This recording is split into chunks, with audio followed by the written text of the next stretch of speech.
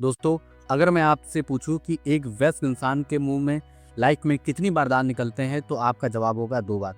जी हाँ, एक बार milk tooth आते हैं और दूसरी बार परमानेंट या एडल्ट टूथ आते हैं।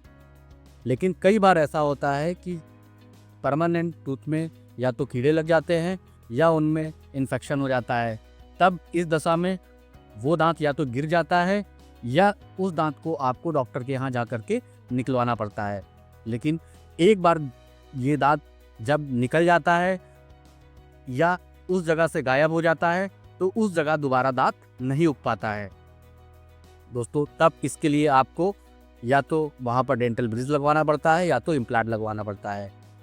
लेकिन क्या हो अगर आपका जो ये दांत है, जो नेचुरल टूथ है, जो गायब हो गया है, वो अगर वापस उगाए तो सोचिए कितना अच्छा होगा। एंड तक ज़रूर देखिएगा। अगर आपको मेरा ये वीडियो पसंद आए तो आप इसे ज़रूर लाइक करिए, और अगर आप मेरे चैनल से पहली बार जुड़ रहे हैं तो आप इसे सब्सक्राइब करना बिल्कुल ना भूलें। जैसा कि मैंने आपसे बताया कि ये बिल्कुल संभव है कि अब आपका जो गायब दांत है उसको दोबारा उगाया जा सकता है।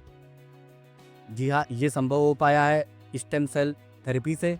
दोस्तों, स्टेम सेल एक ऐसी सेल होती हैं जो आसानी से दूसरे सेल्स में बदल जाती हैं।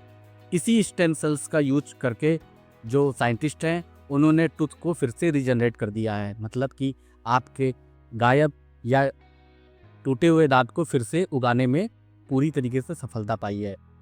दोस्तों, इस टेक्निक में डॉक्टर जो मरीज होता है उसके दांत से स्टेम सेल को निकाल लेते हैं, फिर उस स्टेम सेल को एक स्पेशल लैब में टूथ जर्म में डेवलप करते हैं।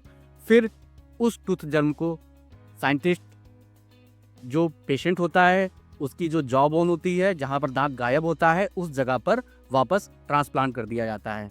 तो कुछ समय के बाद उस जगह पर दांत फिर से उगाता है। और दोस्तों, ये जो थेरेपी है ये अभी ट्रायल फेज में है, और कुछ एनिमल्स ऐसे हैं जिनमें सफलतापूर्वक इसका ट्रायल हो चुका है। अब दांत उगाने की दूसरी टेक्निक भी है, दूसरा तरीका भी है, जिसे जापान में सफलतापूर्वक डेवलप किया गया है। जापान के साइंटिस्ट ने एक ऐसी मेडिसिन बनाई है जो एक खास तरह का प्रोटीन होता है, यूएसए जीवन प्रोटीन, इसके काम को रोक देता है। दोस्तों, ये यूएसए जीवन प्रोटीन वही प्रोटीन होता है जो हमारे दांत को तीसरी बार निकलने से या उगने से रोक देता है। तो जाहिर सी बात है, अगर ये प्रोटीन अपना काम नहीं कर पाएगा तो हमारे मुंह में आसानी से दांत फिर से उगाएंगे।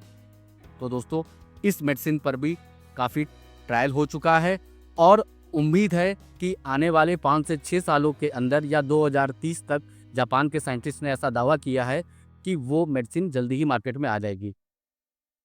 तो दोस्तों, अब जल्दी ही हो सकता है कि आपको नकली दांत से मुक्ति मिल जाए, उससे छुटकारा मिल जाए, और आप फिर से उसी तरीके से आप अपने जो असली दांत हैं उनका मजा ले सकें। तो दोस्तों, मुझे उम्मीद है कि आपको मेरा ये वीडियो और मेरी ये जानकारी ज़रूर अच्छी लगी होगी। तो आप मेरे इस वीडियो को ज़्यादा से ज़्यादा लोगों तक शेयर करिए, ताकि ये ज़रूरी जानकारी ज़्यादा से ज़्यादा लोगों तक पहुंच सके। तब तक दोस्तों, मैं मिलता हूं आपसे अगले वीडियो में। आप स्वस्थ रहिए और मुस्कुराते रहिए।